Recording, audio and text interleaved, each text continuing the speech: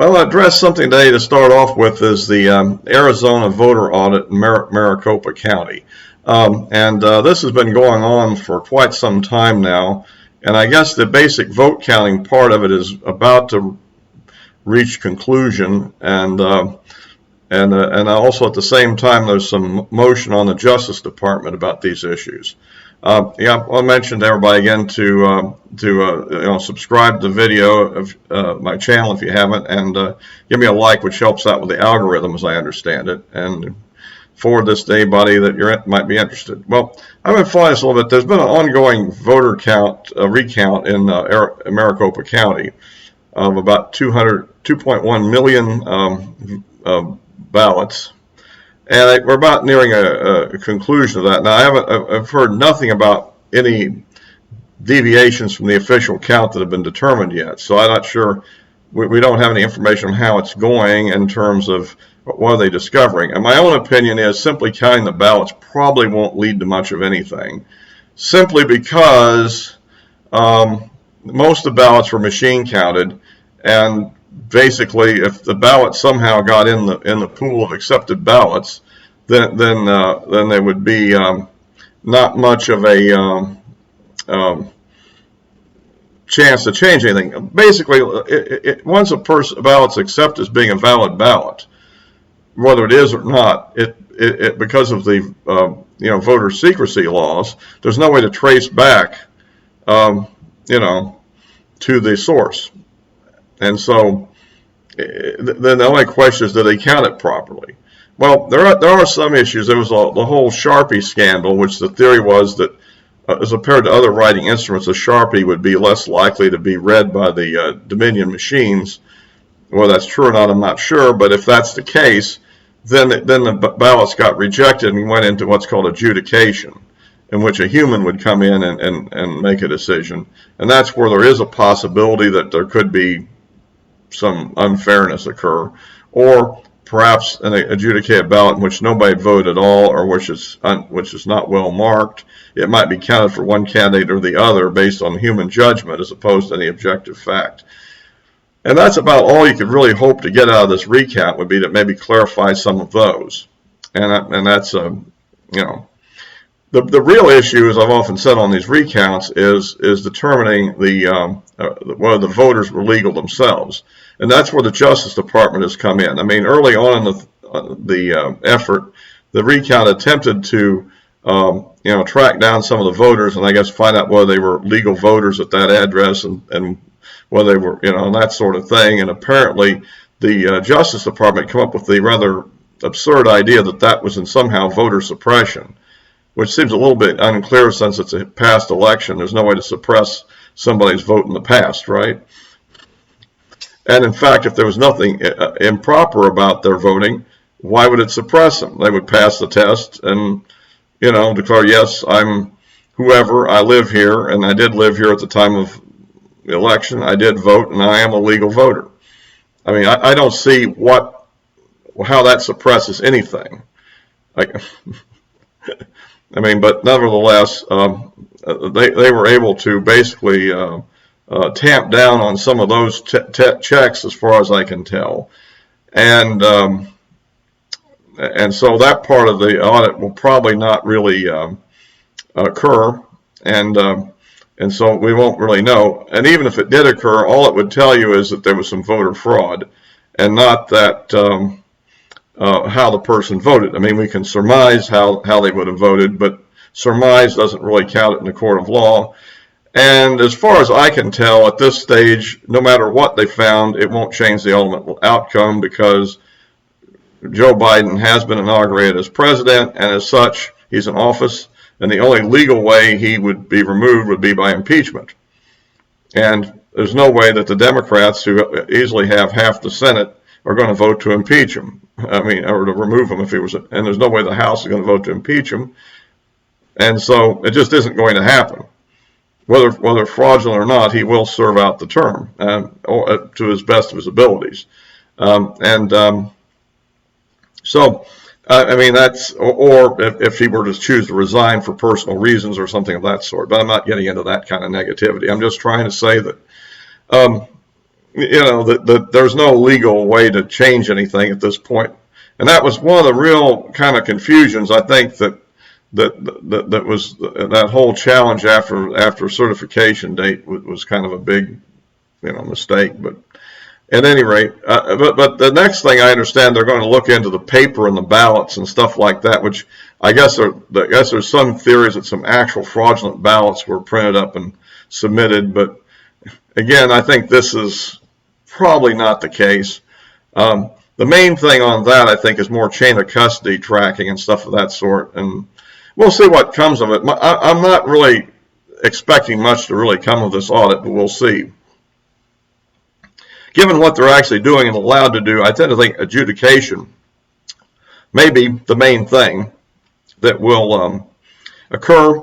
And so if they can find adjudication errors were made, and even then that will probably be a matter of opinion, and the Democrats will of course say the whole thing is invalid. So there you have it. And kind of that's that. But it will be interesting to see what the Justice Department really tries to do at this point. Apparently, the far left has been beating up on the Attorney General to do something, and I guess he's going to start getting active. What I do expect is there will be some court challenges to some of the changes in election laws that have been made by the Republican legislatures. And I don't know, again, how successful any of those will really be. It depends maybe on the demeanor of the courts and so forth.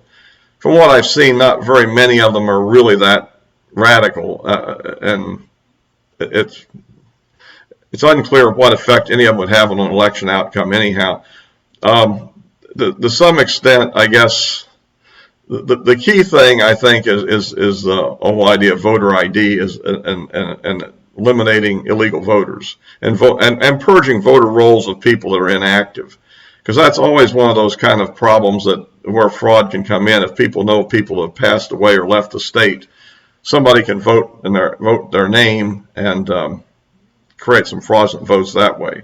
And the key thing about this whole election issue, which I've often said, is that I don't think the court rejection of the challenges really has any particular merit or importance, for the simple reason that neither the plaintiffs didn't have time to build an adequate case, and the courts didn't have enough adequate time to hear any case that was made.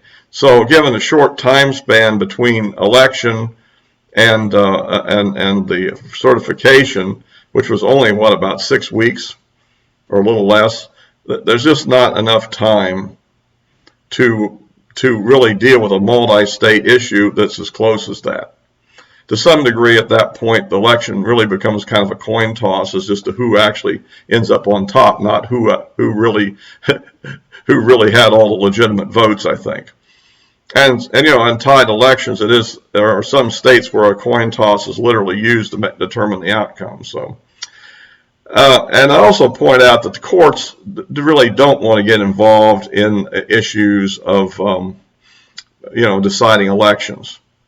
And even if you talk about the Supreme Court and in the 2000 case with Bush versus Gore, remember the Supreme Court only decided that the courts would not decide the election. That is to say, they would let the certification of the state of Florida stand rather than let courts intervene and overturn it. They didn't decide to overturn a state certification. And that's a key point that perhaps many of our liberal friends don't bear in mind about that decision.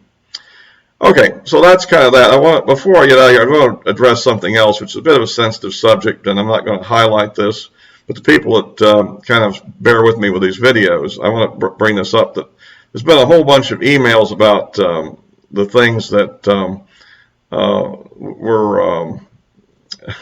that Dr. Fauci did and his interaction with social media and so forth. And one of the things was that they totally suppressed the use of hydrochloroquine as a treatment of COVID, and claimed that it had no merit or that it was even actually dangerous to use it. The latter part, I think, is particularly absurd. I don't think it was dangerous. The only way it would be dangerous is if there was a superior treatment and you use that instead of the superior treatment. But actually using it itself, I don't think would have hurt anything.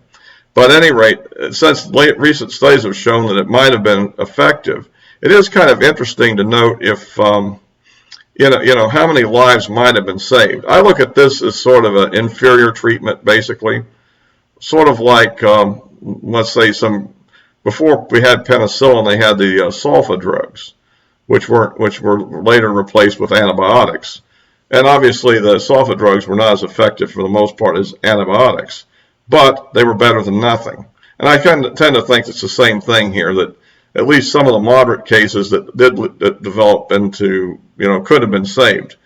But, because there was an absolute ban almost on using it for the most part, and pharmacists got in the direction of actually not filling doctor prescriptions on it and everything else, I do think that this probably did lead to some loss of life. And that may be one of the reasons why there's a lot of still suppression of this information going on, is the potential legal liabilities that could be out there. But anyhow, I'll kind of bury this in this and see if anybody, but it is an interesting question that we're facing. But as all the media, social media censorship is pretty rampant, and that's a big problem overall. So anyhow, and I know that there's discussion about breaking up these companies, but in my opinion, I think it's a little bit like the idea of, asteroids, the idea of breaking up an asteroid that's coming to Earth. Well, what you have is a whole bunch of giant meteors. And it seems to me that basically that if you break up the current social media companies, and that's all you do, all you're going to have is a whole bunch of liberal social media companies. In other words, you'll have more companies to contend with doing the same basic thing than you have now. I think a much better thing would be to basically eliminate the section or modify Section 230 and somehow impose on them the requirement to maintain objective standards on censorship, and maybe even deny their ability to censor. I mean, at this point, basically anybody that says something I really don't want said is allowed to do it, and people that saying things I do want to be out there are being censored. So maybe we just shouldn't censor anybody, and even if material that is offensive gets out there, at least they will own that material and can be addressed as such. Well, at any rate, that's kind of my thought for today, so I'm going to close this video for now. Until next time.